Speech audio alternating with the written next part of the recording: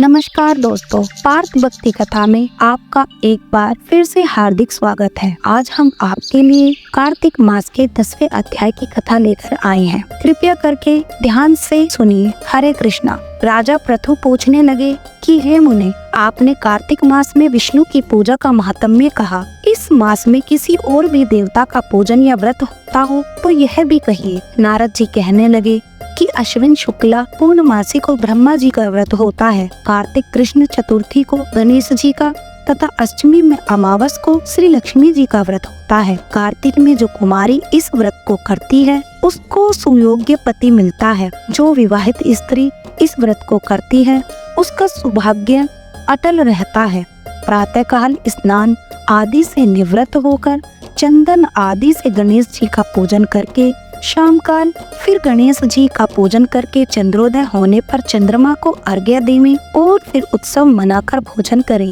स्त्रियों को अपने सौभाग्य के लिए इस व्रत को अवश्य करना चाहिए। नारद जी कहने लगे, हे राजा पृथु, इस व्रत का एक सुंदर इतिहास मैं तुमसे कहता हूँ, सुनो।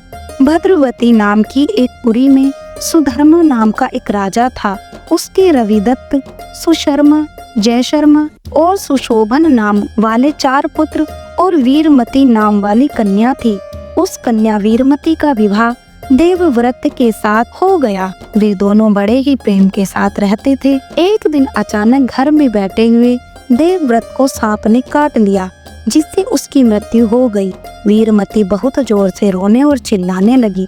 उसके चारों भाई तथा माता पिता भी वहाँ पर आ गए और सारा पुर दुख रूपी समुद्र में डूब गया। उसी समय दुखों को दूर करने वाले पुल सत्य ऋषि भी वहाँ पर आ पहुँचे। राजा ने हाथ जोड़कर कहा कि महाराज, कौन से पाप क्रम से मेरी यह कन्या विधवा हुई है। तब पुलस्त्य जी ने कहा कि राजन, कार्तिक मास में तुम्हारी कन्या ने गणेश चतुर्थी का व्रत नहीं किया था, इसी पाप से वह विधवा हुई है।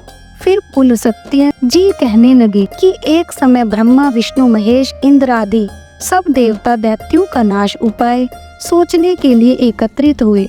उस समय ब्रह्मा जी ने कहा कि गणेश चतुर्थी का व्रत तथा दैत्यों का विनाश करने वाला है। तब समस्त देवताओं ने कार्तिक कृष्ण चतुर्थी का व्रत किया और दैत्यों पर विजय पाई।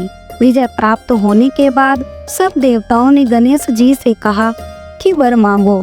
तब गणेश जी ने कहा कि जो स्त्री कार्तिक कृष्ण चतुर्थी का व्रत करे उसका पति चिरंजीव हो, जो न करे वह स्त्री विधवा हो जाए।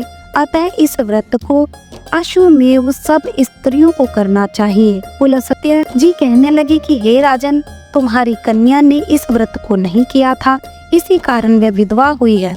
यदि वह अब भी इस व्रत को करे तो उसका मृतक पति जीवित हो जाएगा।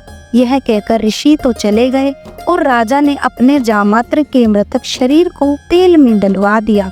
तब कार्तिक मास आया तो उसकी कन्या ने विविध व्रत करके उद्यापन में ब्राह्मणों को बहुत सा धन दिया, जिसके प्रभाव से उसका मृतक पति फिर जीवित हो गया।